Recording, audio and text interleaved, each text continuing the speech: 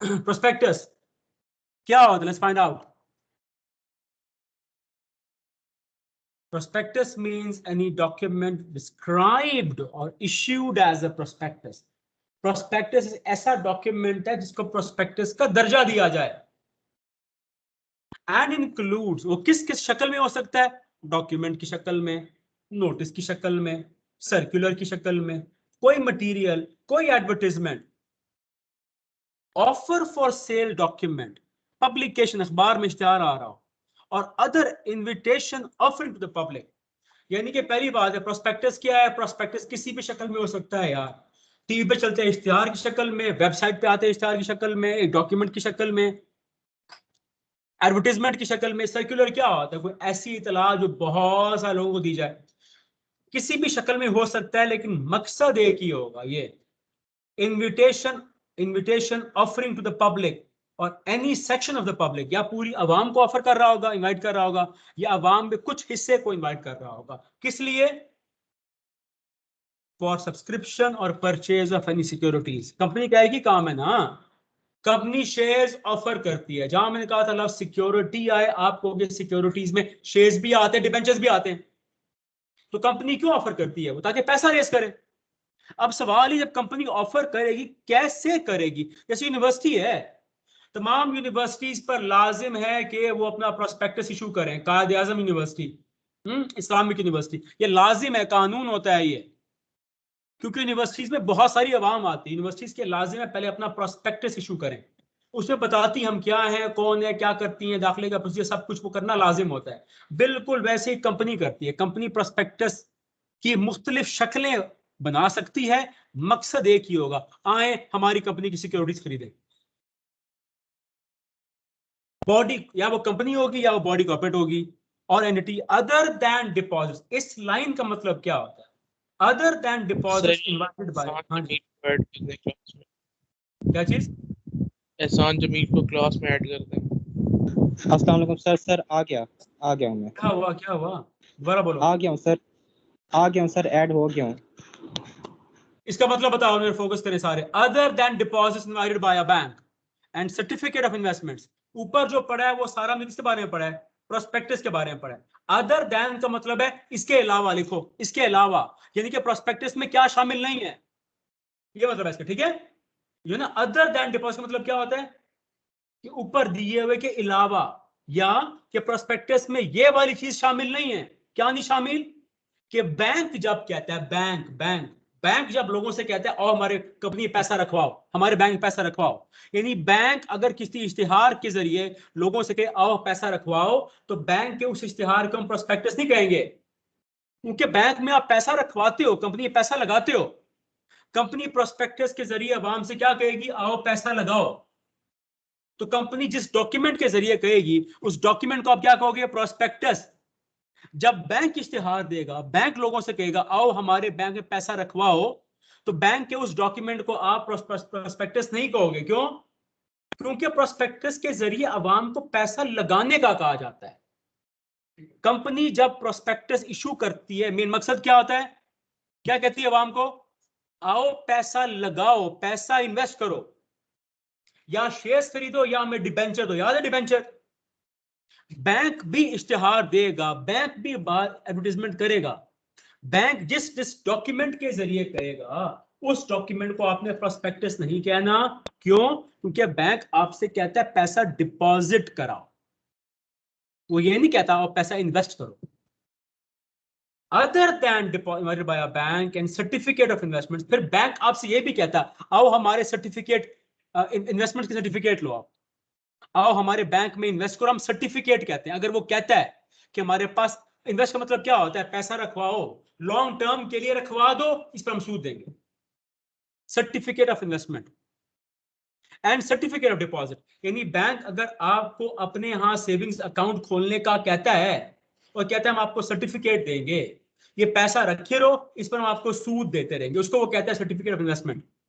तो उसको भी, किसी ऐसी गुजारिश को भी, रिक्वेस्ट को भी हमने प्रोस्पेक्टस नहीं कहना.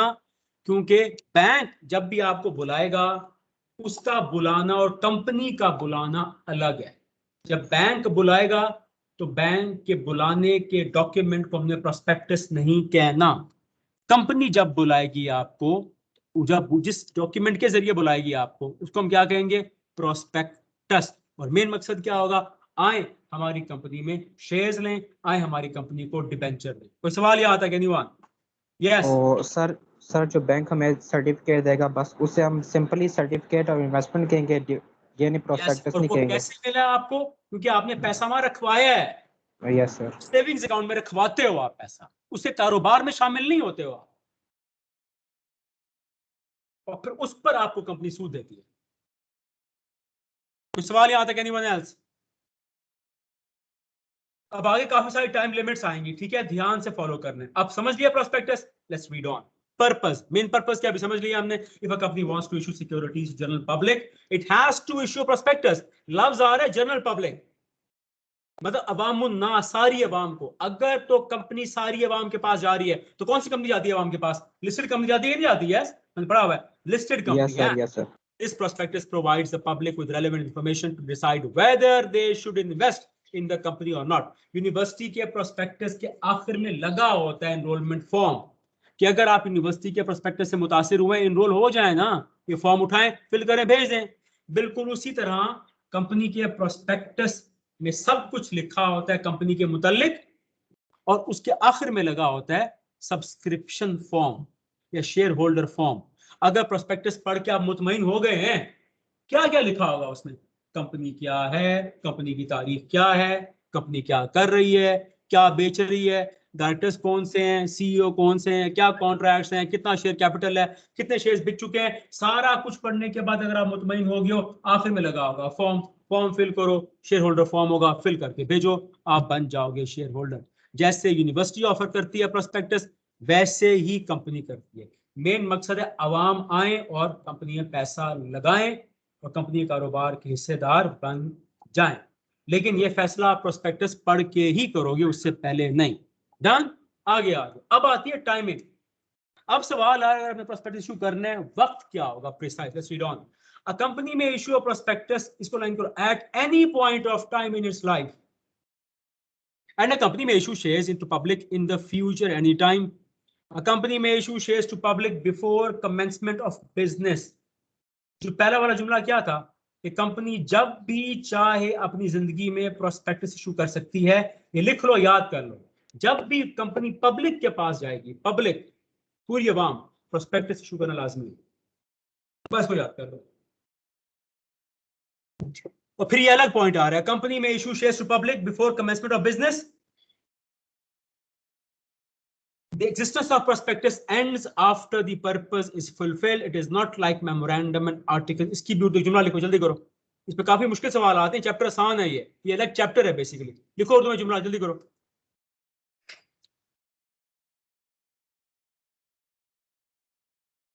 कंपनी जब भी पब्लिक को सिक्योरिटीज ऑफर करेगी, तो ध्यान करना, जैसे लिखवा रहा हूं वैसे लिखना है। कंपनी जब भी पब्लिक को या अवाम को सिक्योरिटीज ऑफर करेगी, या दूसरे लफ्जों में जब वो लिस्टेड बन जाएगी,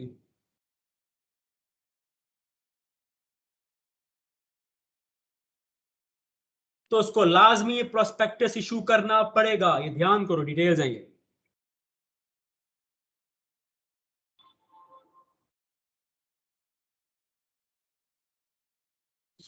सर लिस्टेड बन जाएगी, उससे आगे? क्या लिखा मैंने? जब कंपनी जब पब्लिक को सिक्योरिटीज ऑफर करेगी, यानी कि जब वो लिस्टेड बन जाएगी, तो फिर उसको लाजमी प्रोस्पेक्टस इशू करना पड़ेगा।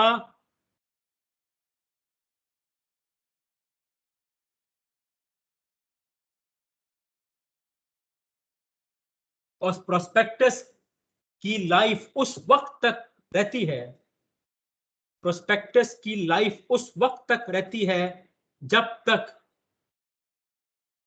कि उसका मकसद पूरा नहीं हो जाता या 60 डेज नहीं गुजर जाते। डन? इसको याद कर लो बिल्कुल।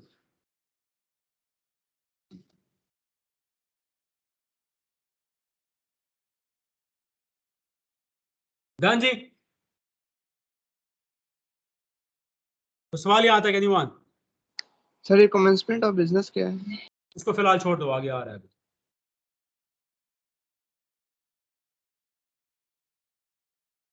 डन?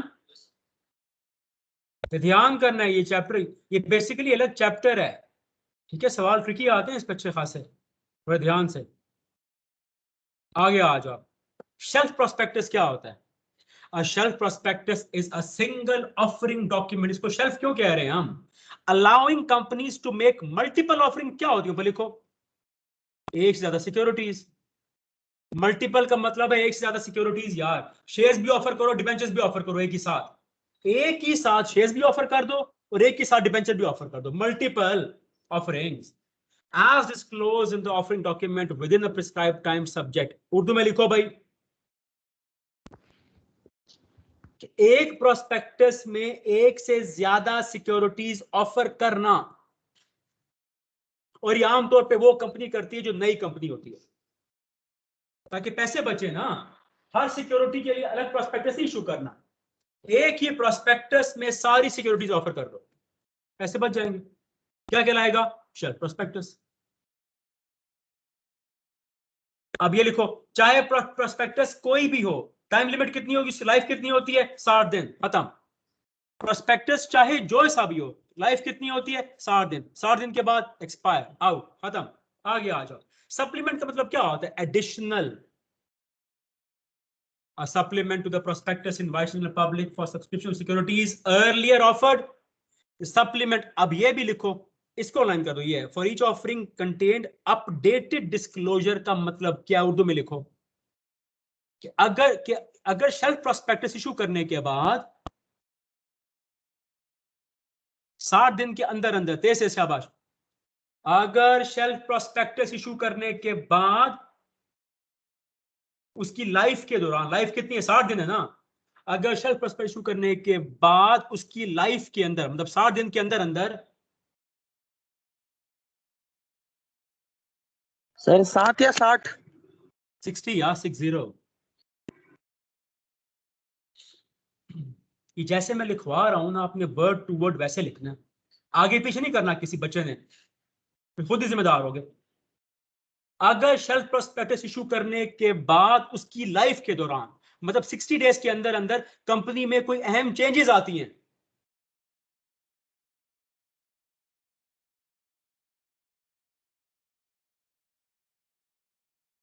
जो उस प्रोस्पेक्टस में मेंशन नहीं थी,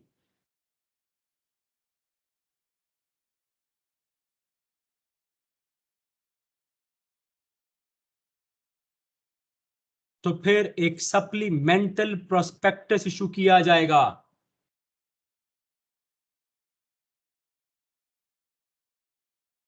जिसमें तमाम अपडेटेड इंफॉर्मेशन मौजूद होगी।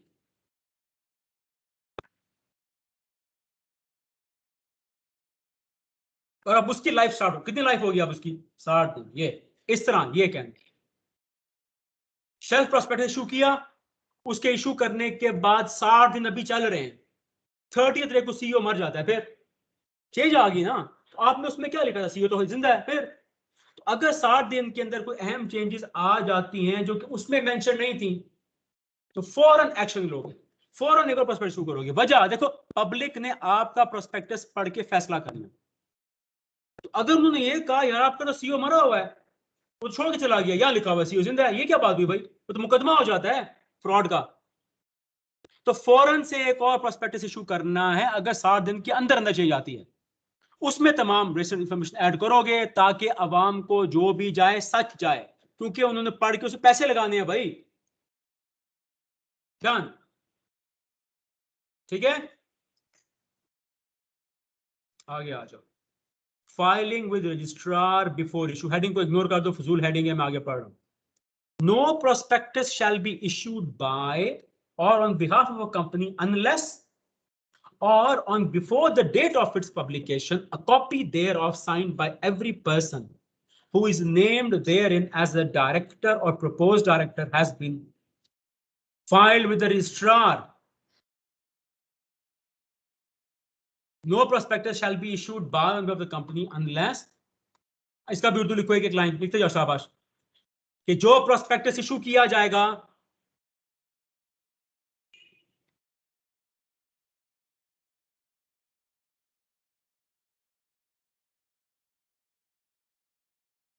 उस पर कंपनी के डायरेक्टर्स के साइन लाजमी होंगे।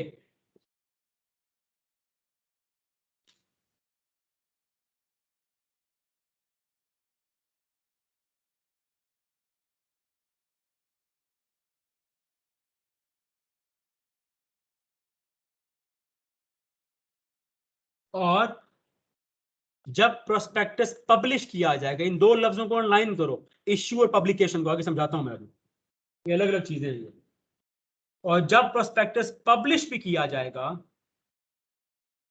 उस वक्त भी तमाम मौजूदा डायरेक्टर्स या प्रोपोज डायरेक्टर्स जो आइंदा बनेंगे उनके साइन मौजूद ना हो। ये डन। सर दोबारा रिपीट करेंगे ये वाला, ये ना हो वाला। पब्लिश भी किया जाएगा उस वक्त भी तमाम मौजूदा डायरेक्टर्स या अगर प्रोपोज्ड डायरेक्टर्स के सिग्नेचर हैं, अगर जो आगे आने वाले हैं उनके भी होने चाहिए। दो लफ्ज लाइन कराए मैंने, इश्यू और पब्लिकेशन, ठीक है। ये आगे आ रहा है, समझाऊंगा अभी। और कोई कंपनी अगर ये नहीं करती फिर क्या होगा? In case of any contravention, मतलब खिलाफवर्जी, the company and every person who is party to the issue. Party का मतलब क्या? जिनके साइन होंगे ऊपर। पब्लिकेशन और circulation of the prospect shall be liable to a penalty not exceeding level 2 on the standard scale. ये 1 लाख से ऊपर जाता है, ये अमाउंट नहीं लिखी हुई है। सिंपल है। हर कंपनी और हर वो ऑफिसर जो उस प्रोस्पेक्टस के इशू करने में और पब्लिश करने में पार्टी है, कंपनी खुद, कंपनी पर ही मुकदमा होगा और डायरेक्टर्स पर ही मुकदमा होगा। प्रोस्पेक्टस को इशू करना, उसको पब्लिश करना, उसको सर्कुलेट करना। अब समझाता हूं ये। अगर तो ऊपर दिए हुए उसूलों पर अमल नहीं किया जाएगा, जुर्माना। कितना जुर्माना? Level 2 penalty. आपने लेवल 2 ही लिखना है, अमाउंट नहीं लिखनी आपने।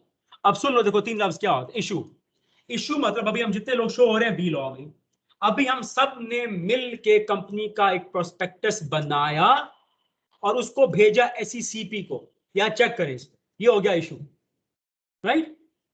फिर जब एसईसीपी प्रूफ कर देता है, हम अहम जगहों पे रखवा देते हैं। इस अखबार नहीं रखवा जाता भी, पहले जंग वाले, डॉन वाले, न्यूज वाले अखबार छापते हैं ना, हम कहते हैं इशू हो गया। प्रोस्पेक्टस बनाना, प्रोस्पेक्टस इशू करना, एसईसीपी को भेजना चेक करने के लिए। जब वो चेक कर लेता है फिर हम जगह जगह रखवाते हैं। जैसे यूनिवर्सिटी के रखे जाते हैं, यूनिवर्सिटी के प्रोस्पेक्टस तमाम अहम बुक शॉप्स में रखे जाते हैं, नहीं रखे जाते? यस, वो पब्लिश है, अवाम के लिए पब्लिश करा लेना।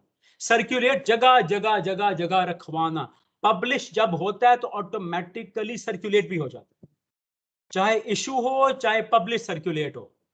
दोनों केस में डायरेक्टर्स के या प्रपोज डायरेक्टर्स के साइन लाजमी हो। क्यों लाजमी हो? वजह, कंपनी को चला कौन रहा है भाई, तो फिर वो जिम्मेदारी लेते हैं इस बात कि जो कुछ लिखा है वो सच है और हम जिम्मेदार। आगे आ जाओ। Risk factors. It is customary का मतलब क्या आता है? Usual for the authorities to require the company to arrange and write the risk factors. Authorities के ऊपर लिखो एसईसीपी।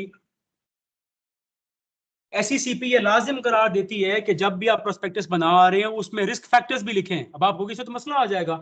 प्रोस्पेक्टस में अगर आप रिस्क फैक्टर्स लिखते हो तो शेयर होल्डर डर के भाग जाएगा। फिर all the factors that could be risky for investment in the company। अब किस बच्चे को याद है, पहले लेक्चर मैंने बताया था कि जब शेयर होल्डर्स को आप कहते हो आप कंपनी में पैसा लगाओ, तो एक रिस्क फैक्टर भी आप बताते हैं। क्या होता है बताओ, किसको याद है? किसको याद है भाई? सर अगर कंपनी डूबी तो आपके पैसे भी अगर डूब जाएंगे। कंपनी डूबी तो पैसा भी डूब जाएगा। याद है कि नहीं याद?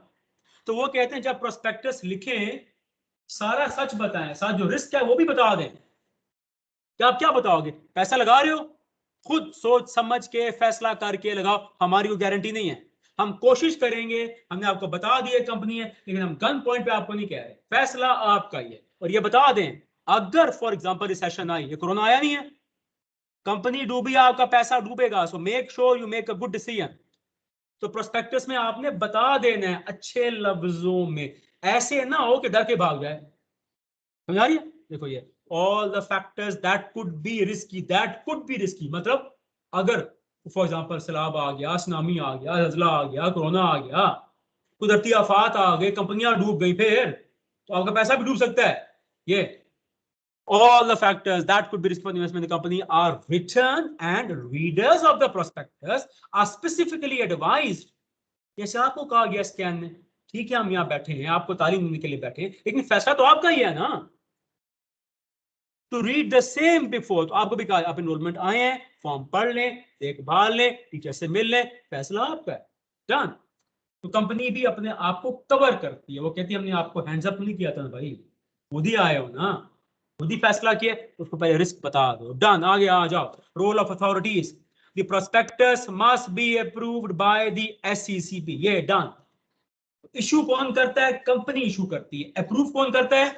SECP, who review it for compliance। तो SEC में बैठा जो कमीशन ने बताया था मैंने, वो चेक करता है क्या हर पेज ठीक है, कानून के मुताबिक है। It does not however mean that the authorities act just to discourage। SECP के चेक करने का मतलब ये नहीं होता कि आपका दिल तोड़ दें, उन्हें चेक करना है। अभी अगर कुछ चीज गलत है बता देंगे आपको, ठीक करके लाओ इसको यार, ये क्या है। is not to discourage the company and promoters, but it is the duty of authorities to make sure that accurate information। मुझे बताओ SCP क्यों इंश्योर करता है इस बात को? क्योंकि उसने आगे जाना है अवाम के पास। SCP कहते हैं अगर आप चाहते हैं ना मुकदमात से बचना चाहते हैं, क्योंकि अगर यही चला गया ना गलतियों समेत अवाम के पास, अवाम ने ले जाना है अदालत, क्योंकि देखो यार झूठ लिखा हुआ। अगर अवाम के पास उन गलतियों के साथ चला गया तो वो क्या कहेंगे? वो कहेंगे तो कंपनी जानबूझ के फ्रॉड कर रही है हमसे। फ्रॉड क्या होता है? जानते बूझते समझते झूठ बोलना। तो SCP कहता है अगर आप चाहते हैं, अपनी भलाई चाहती है, हमें चेक करने दो, हर चीज कानून के मुताबिक होनी चाहिए, क्योंकि इसके बाद से जाना है अवाम के पास। तो बेहतर है इसमें गलती ना हो, कोई झूठ ना हो, क्योंकि अगर उन्होंने पकड़ लिया वो लेके चले जाएंगे अदालत, आप पे कर देंगे मुकदमा, फंसोगे आप। इसलिए SCP जब तक अप्रूव नहीं करती वो आगे पब्लिश नहीं होता। जो किताबें नहीं, आपकी जो किताब पढ़ रहे हो, किताब पहले इश्यू होती है, फिर जाती है प्रिंटिंग प्रेस के पास, वो उसको पब्लिश करते हैं ना, आगे पब्लिशर होता है। देखो पता लिखा होता है पब्लिशर, कि पब्लिश कौन करता है? प्रिंट करके सारा आगे मार्केटिंग। तो SCP कहता है कि हम इसको पब्लिशिंग की इजाजत तब देंगे पहले हम चेक करें। पब्लिशिंग का मतलब होता है इसकी लाखों करोड़ों कॉपियां करो, तो चला जाएगा अवाम के पास। तो कहते हैं पब्लिशिंग से पहले सब कुछ चेक करना, इशू से लेके पब्लिशिंग सर्कुलेशन, तो सारे तीनों स्टेप में फायदा कंपनी का ही होता है। कोई सवाल भाई यहां तक? Anyone?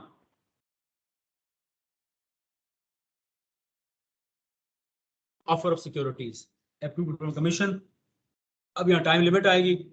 No person shall make a public offer of securities unless the issuer company or offerer of the securities has submitted for approval to the commission and the commission has approved the prospectus। इसको काट दो, ऊपर आ चुका है, छोड़ दो, काटो इसको, काटो, क्रॉस कर दो इसको, ऊपर आ चुका है कि जब भी प्रोस्पेक्टस इशू होगा उसको कमीशन अप्रूव करेगा, खत्म होगी बात। अप्रूवल से पहले आगे नहीं जा सकता। आगे आ जाओ। वैलिडिटी का मतलब क्या होता है? कमीशन का अप्रूवल कब तक वैलिड रहेगा? A prospectus approved by the commission shall be valid for a period of, इसमें अगर करो 60 days, ये लाइफ है उसकी, 60 दिन के बाद expire, outdate. For the date of such approval, the shell prospectus shall be valid for such longer period as approved by the commission। The time period may be extended by the commission for reasons। अब साथ जुमला लिख दो कि जब prospectus की life खत्म होगी तो कंपनी कमीशन को दरखास्त दे के उसकी लाइफ में एक्सटेंशन करा सकती है, डन। प्रोस्पेक्टस की लाइफ 60 दिन है, चाहे कोई सा भी हो। आप में उसमें एक्सटेंशन चाह रहे हैं, यूनिवर्सिटी है, यूनिवर्सिटी ने प्रोस्पेक्टस छापा है यार, ठीक है, अभी इतने बच्चे इनरोल नहीं हुए, फिर तो यूनिवर्सिटी मिनिस्ट्री ऑफ एजुकेशन को कह सकती है यूनिवर्सिटी कि काइंडली हमारे प्रोस्पेक्टस की लाइफ बढ़ाएं। इसी तरह कंपनी SCP से दरखास्त करे, क्या करेगी कि यार अभी इतने शेयर होल्डर्स नहीं आए, 60 दिन पूरे हो गए, काइंडली हमें पीस एंड ऑर्डर। लाइफ खत्म होने के बाद आप एक्सटेंशन भी ले सकते हैं, डन। आगे आ जाओ, move on. Approval from the commission, example number 10। ABC Limited, a listed company, has decided to issue shares to the general public। कहां लिस्ट होगी? ये स्टॉक एक्सचेंज में लिस्ट होगी, याद है कि नहीं याद? लेट अस कंसीडर, अब देखो दो वो हमें सिनारियोज दे रहे हैं, गौर से फॉलो करना है, तो ट्रिकी है नहीं। कंपनी कौन सी है, लिस्टेड है, सिनारियोज आ रहे हैं दो। The company has submitted a copy of prospectus to the commission for its approval. At the same time, it is planning to publish and circulate the prospectus to inform general public. दो हिस्से हैं इस चीज के। Company ने commission के पास prospectus भेजा है अप्रूवल के लिए, उसी वक्त जब वो अप्रूवल के लिए भेजा हुआ है, क्या किया कंपनी ने, एट द सेम टाइम वो प्लान करिए, क्या प्लान कर रही है कि हम अवाम में ये सर्कुलेट भी कर दें, हालांकि अभी अप्रूव नहीं हुआ। पहले एग्जांपल में क्या हो गया भैया कि कमीशन को भेजा, अभी अप्रूव हुआ नहीं है, तो कंपनी क्या प्लान कर रही है कि क्यों ना हम सर्कुलेट भी कर दें।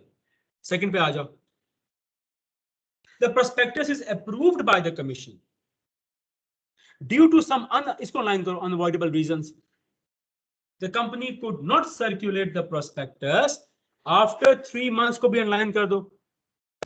The company decides to issue those shares based on the prospectus approved by the commission. बारी बारी पढ़ता हूं, क्लियर हो जाएगा ये। In case of A example को देखो, Securities Act 215 does not allow a company to circulate the prospectus unless commission। पहले में कंपनी क्या प्लानिंग कर रही है कि कमीशन को भेजा हुआ है अप्रूवल के लिए, क्यों ना हम साथ ही सर्कुलेट कर दें। तो आप क्या कह रहे हो, क्या कह रहे हो कंपनी को, जब बगैर तक अप्रूवल अप्रूवल के नहीं आप आता आप सर्कुलेट करने का ख्याल छोड़ दें। कंपनी चालाकी कर रही है ना, कंपनी क्लेवर प्ले कर रही है कि कमीशन को भेजा हुआ अप्रूवल के लिए, आ जाएगा यार, आ जाएगा अप्रूवल, आ जाएगा, हम ऑलरेडी सर्कुलेट करते हैं। तो अब आंसर क्या आ रहा है, आप कंपनी से कह रहे हो रुक जाओ भाई, जब तक अप्रूवल आ नहीं जाता आप अवाम को नहीं भेज सकते, फुल स्टॉप, डन। ठीक है, समझा रहे। सेकंड पे आ जाओ, इन case of be a prospectus approve by the commission valid for 60 days, ऊपर में लिखा गया कि वो अप्रूव हुआ हुआ है, जब अप्रूव हो गया है तो उसकी जिंदगी स्टार्ट हो जाती है, कितनी लाइफ है, 60 दिन। From the date of approval or such longer period as approved by the commission, ABC Limited shall have to apply for grant of extension for the validity of the prospectus beyond 60 days if the commission has not approved it for longer। देखो पर क्या आ रहा है, due to some unavoidable reasons the company could not, Urdu में लिखना लिख दो कि सेकंड एग्जांपल में प्रोस्पेक्टस अप्रूव तो हो चुका है लेकिन कंपनी उसको सर्कुलेट नहीं कर पाई और 60 दिन गुजर जाते हैं। ये लिखो शाबाश, बी के साथ लिखो सारे उर्दू में, इसी पर सवाल आने हैं आपके 5 5 8 8 नंबरों के। बी एग्जांपल के साथ लिखो कि इसमें प्रोस्पेक्टस अप्रूव तो हो चुका है लेकिन अप्रूवल के बाद कंपनी उसको सर्कुलेट नहीं कर पाती और 60 दिन गुजर जाते हैं। ये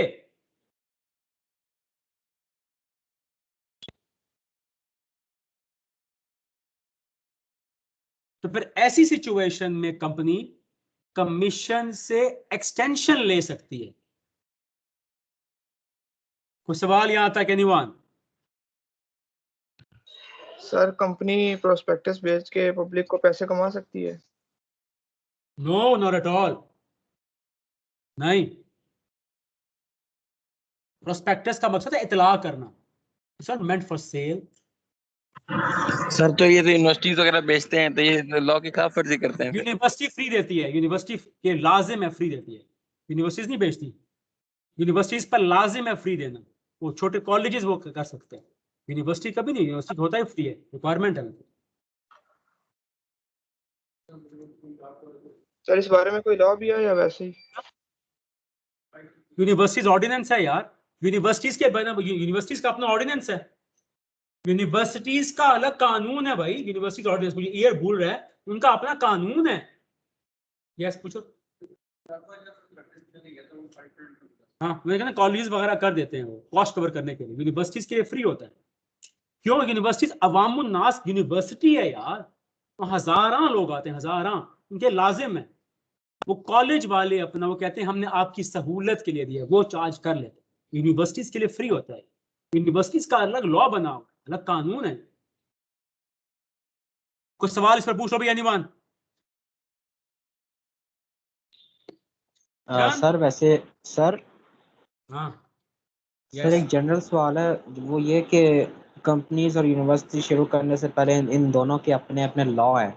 तो ये लॉ की इतनी मोटी बुक है वैसे तो हम तो स्टूडेंट्स स्टडी कर रहे हैं, लेकिन जो कंपनीज ये शुरू करने से पहले इनको भी ये पूरी इतनी मोटी लॉ का जो होगा वो पढ़ना पड़ेगा। जो कंपनी थी ना, जितनी भी आपकी यूनिवर्सिटीज हैं, they got to register with HAC, ठीक है। तो HAC में बाकायदा लिखा हुआ है कि जो जो इदारा यूनिवर्सिटी बनना चाहता है उनको इन मंदरजा झेल असूलों पर अमल करना होगा।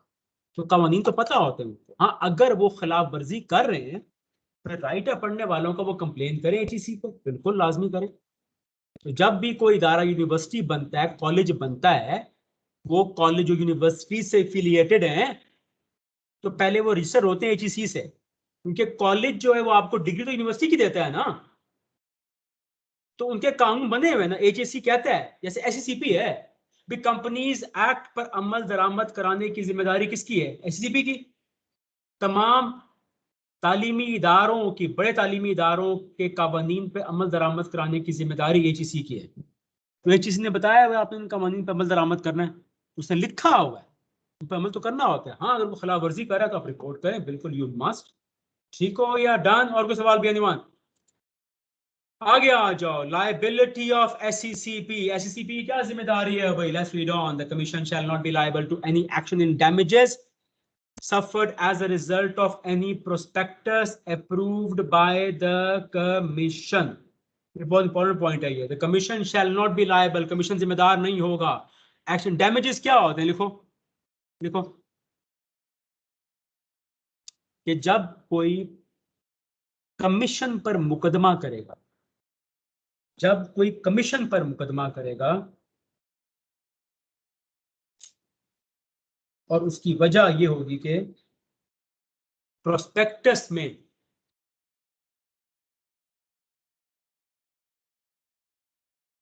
कोई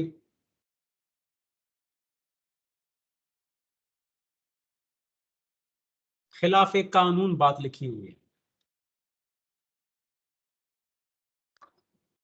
बल्कि सारी नुकसान कंपनी को ही पूरा करना पड़ेगा, क्योंकि प्रोस्पेक्टस की ओनर और जिम्मेदार कंपनी है। कमीशन क्या करता है? कंपनी के बनाए हुए प्रोस्पेक्टस को अप्रूव करता है। अगर उनकी नजर से कोई चीज मिस हो गई है, अगर और शेयर होल्डर पकड़ लेता है वो बात, उसकी बुनियाद पर मुकदमा करता है, मुकदमा जीत जाता है, तो डैमेजेस का मतलब क्या होता है? जब मुकदमा जीतने वाले को पैसा दिया जाता है, तो पैसा किसको देना पड़ेगा? कंपनी को। क्यों? क्योंकि प्रोस्पेक्टस की जिम्मेदार मालिक कंपनी है, कमीशन नहीं है। ये इसका मतलब है। कमीशन लायबल नहीं होगा, कमीशन जिम्मेदार नहीं होगा। अगर उनकी नजरों से कोई बात निकल भी जाती है, मिस हो जाती है, ह्यूमन एरर है, जिम्मेदार कंपनी है, कंपनी डैमेजेस देगी, कंपनी पैसा देके नुकसान पूरा करेगी, हर उस बंदे का जिसको उस प्रोस्पेक्टस पढ़ने से नुकसान हुआ होगा। डन। आगे आ जाओ। Offence, a person who in connection with the public offer securities makes a false or fictitious का मतलब क्या होता है? झूठी application commits an offence. A person who in connection with a public offer of securities makes a false or fictitious application commits। इसकी भी उर्दू लिख लो, समझ नहीं आता है, लिखो। ऑफेंस क्या होता है? कानूनी खिलाफ वर्जी। लिखो प्रोस्पेक्टस से मुंसलिक, प्रोस्पेक्टस से मुंसलिक कोई शख्स, ये टॉपिक था ना, यहां वो काट दिया। देखो, प्रोस्पेक्टस से मुंसलिक कोई शख्स, चाहे वो डायरेक्टर हो या कोई एक्सपर्ट, एक्सपर्ट का जब यार पढ़ लेंगे, या कोई एक्सपर्ट, अगर वो जानबूझ के झूठी स्टेटमेंट देता है प्रोस्पेक्टस में,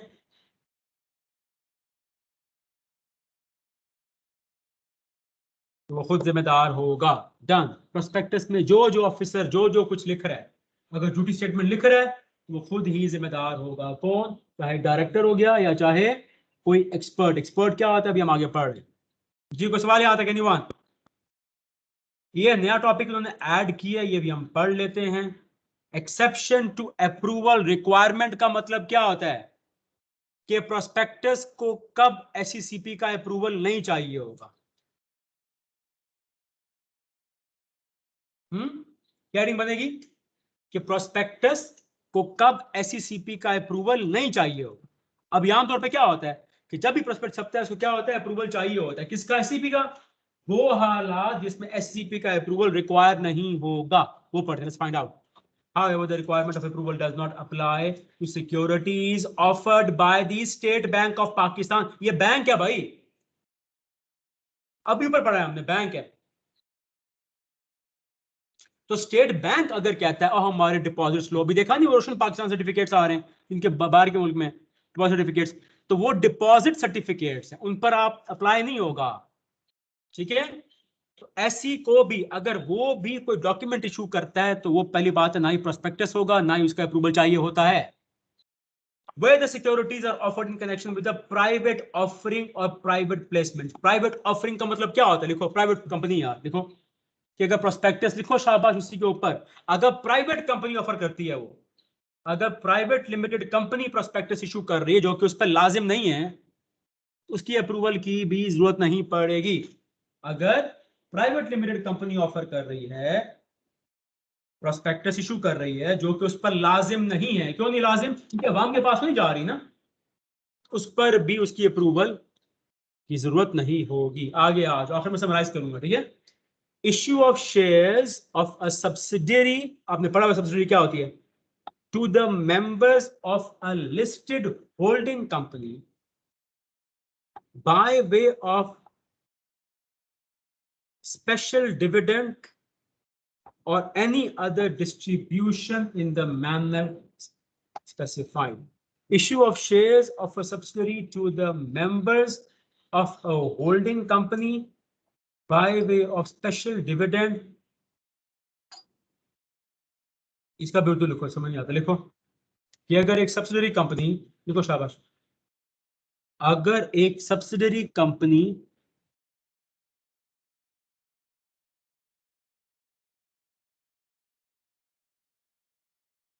लिखो, जब एक सब्सिडरी कंपनी के शेयर्स होल्डिंग कंपनी खरीदती है, जब एक सब्सिडरी कंपनी के शेयर्स होल्डिंग कंपनी खरीदती है, होल्डिंग कंपनी के मेंबर्स खरीदते हैं, सॉरी, जब एक सब्सिडरी कंपनी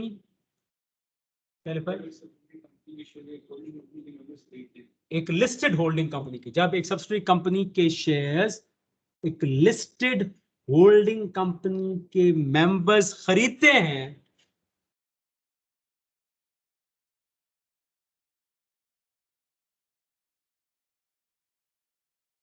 और ये शेयर्स सिर्फ उन्हीं के लिए इशू किए जाएं, तो इसके लिए भी प्रोस्पेक्टस इशू करने के लिए जरूरत नहीं है। ऐसे का ऐसा ही लिखो, मैं समझाता हूं। जब एक सब्सिडरी कंपनी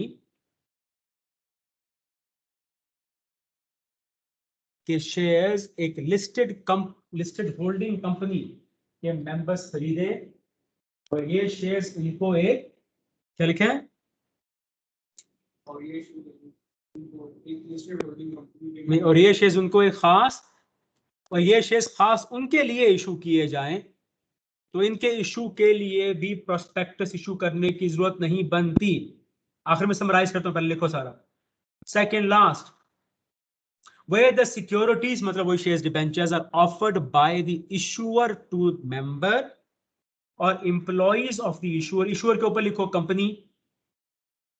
अब इसकी भी तो लिखो कि जहां एक कंपनी अपने एम्प्लॉइज, जहां एक कंपनी अपने एम्प्लॉइज के लिए एक स्कीम स्टार्ट करे, लिखो लिखो शाबाश, जहां एक कंपनी अपने एम्प्लॉइज के लिए कोई स्कीम स्टार्ट करे और उनको कंपनी के शेयर्स बेचे,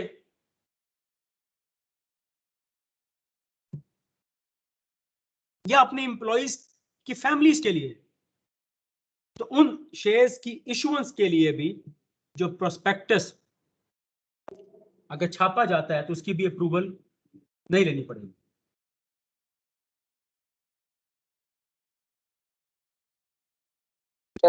लास्ट से कर दें। अगर एक कंपनी अपनी एम्प्लॉइज की वेलफेयर के लिए कोई स्कीम स्टार्ट करती है, उनके लिए, उनकी फैमिलीज के लिए कोई शेयर्स इशू करती है, और कोई प्रोस्पेक्टस इशू कर लेती है उसके लिए डॉक्यूमेंट की शक्ल में, उसके लिए भी अप्रूवल नहीं चाहिए होगा। इस सब की लॉजिक बताता हूँ आपको मैं। लास्ट लिखो अभी, the securities are shares and are offered as bonus shares. Bonus shares क्या होता है? लिखो, मतलब रिवॉर्ड के तौर पर जो शेयर दी जाए, इनाम, इजाफी शेयर्स। अब इसका भी लिखो, अगर एक कंपनी अपने मौजूदा शेयर होल्डर्स को कोई इजाफी शेयर्स देती है एज अ रिवॉर्ड, कंपनी को मुनाफा हो गया है,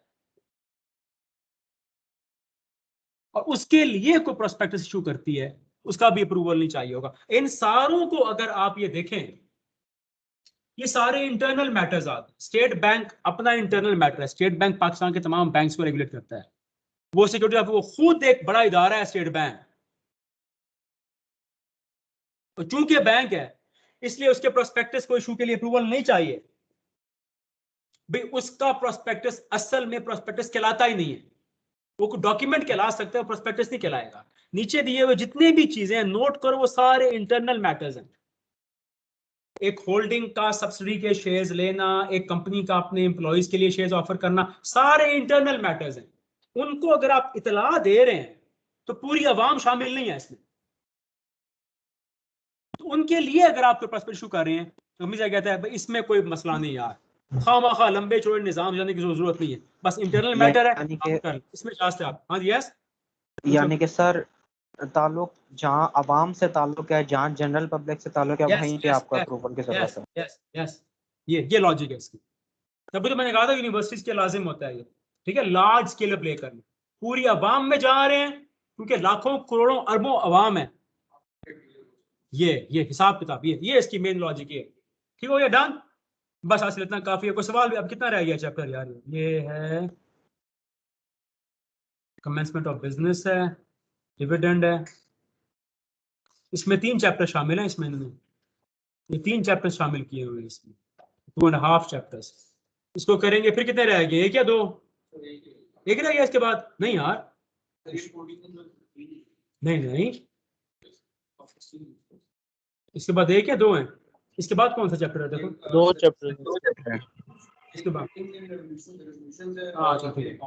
डन, बस ठीक है, थोड़ा स्पीड अप करेंगे हम। जो ही कंपनी लॉ खत्म होता है हम स्टार्ट करेंगे मर्केंटाइल, और मर्केंटाइल में चलता हूं रिवर्स। पहले सबसे आखिरी चैप्टर करना है 18 फिर 17। उन 2 चैप्टर्स में आपकी एक्स्ट्रा क्लासेस होंगी हर सूरत, क्योंकि वो बहुत लेंथी चैप्टर्स हैं। यस, वो बहुत लेंथी चैप्टर्स है, उसमें अच्छा खासा टाइम लग जाता है, अच्छा खासा। जो पार्टनरशिप का चैप्टर है उसमें 126 एग्जांपल्स है खाली, तो we need to save time, ठीक है। उस दोनों चैप्टर्स के दौरान आपकी एक्स्ट्रा क्लासेस होंगी, बाकी मर्केंटाइल वो स्पीड में कवर हो जाता है। ठीक हो गया, तो इसको जल्दी खत्म करना है आपने, एब्सेंट नहीं होना। काफी सारे बच्चों को मैंने फीडबैक भेज दिया आपकी गर्ल्स और बॉयज में, चंद बस सिर्फ बॉयज में रह गए कुछ, वो मिल जाएगी। अपनी असाइनमेंट्स मुकम्मल करें, मुझे भेजें। जो सीरियस होगा मैं साथ चलूंगा उसके, जो नहीं है मैं भी छोड़ दूंगा उसको, मैं तवज्जो दूंगा ही नहीं उस पर, ठीक है। रोज का काम रोज पढ़े। अब आगे टफ है स्केड्यूल, बहुत टफ है। चलिए, फिजिकल क्लासेस स्टार्ट हो रही है? अभी कोई इतला नहीं है, फिलहाल ऑनलाइन ही है, ठीक है, फिलहाल ऑनलाइन है। पास पेपर्स लें आप, जो मैंने बताया हुआ है, कॉल करें, वो करें, ठीक है, करें। मैंने आपको होमवर्क दिया, वॉइस नोट भेजा हुआ मैंने आपको, वो लाजमी करें। ठीक हो गया, चलें, let's call the attendance. Abdul Basit absent, Abdul Moiz present sir. Abdul Rafay absent, Abdul Samad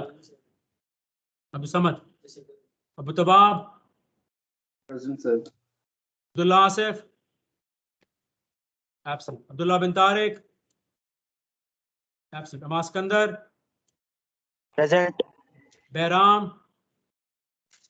absent, Mohammad present sir. Hafiz Bashir absent, Haider present Hamza Ali sir Hafiz Mubashir present. Yes sir. Ali yes sir. Hamza Younus absent, Hassan Abbasi absent, Hassan Khan absent, Hina Shaheen Hina, sir Hassan Khan present है। Okay. Ifra, Ifra absent. Iqra, Present. Khadija, Present. Khalid, present. Laiba, Laiba absent. Maha, Present. Maheen, Present. Maryam, Maryam, Abdullah, जी sir. Jamil, present sir. Mohammad Ali, present sir. Armaghan, present sir. Hamza Khan, microphone बंद करो भाई। Hamza Khan, present. Imtinan, absent. Usama, absent. Mohammad Saad, Present sir. Shahzeb, present sir. Wasi Yousuf, absent. Mohammad Yousuf, absent. Zain Amjad, absent. Najeebullah, Sir. Sir Zain हाँ, हाँ। अमजद का group में message आया हुआ है कि लीव लगा दो। ओके, लीव है। और नजीउल्लाह, सर वो प्रेजेंट है उसको कमाया। Okay. Nayab, Nayab absent. Nimra Gul, absent. Noman Karim, absent. Ismail, Present, sir. Salman Haider, absent. Usman Khan, absent. Sarmad Tayyab, present sir. Sherbano, Present, sir. Aali Bukhari, Present, sir. Okay. Hassan Mujtaba, Present, sir. Ismail Shah, present sir. Saifuddin, present sir. Tina, Present, sir. Taqdees, absent. Umar Majeed, Present, sir. Present. Okay. Taqdees आई है। Okay. Umar Majeed, absent. Umar Farooq, Present, sir. Misra, Present. Zainab, absent. Zayan, absent. Zuhaib Ali, absent. ठीक हो गया जनाब। Sir, हमारा भी present है. Sir, Ifra भी हाफिज present. मुबशिर। हमारा अली प्रेजेंट है। और Sir, Ifra हाफिज भी मुबशिर। present. इफ्रा प्रेजेंट है। और नजीउल्लाह। हाँ, नजीउल्लाह प्रेजेंट है। ठीक है। और बस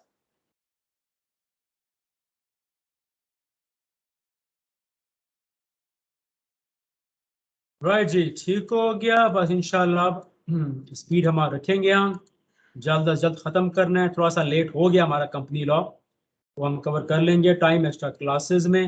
बस आपने रेगुलर रहना है बिल्कुल। sir. हाँ हाँ, हाँ जी, Sir, हाँ जी। Mariam Yasmin भी present है. मरियम यास्मीन, मरियम का है। मरियम, हाँ ठीक है, प्रेजेंट है। ठीक है, डन। बस ठीक हो गया। चलें फिर इंशाल्लाह कल मुलाकात होती है। ओके, थैंक यू, अल्लाह हाफिज़।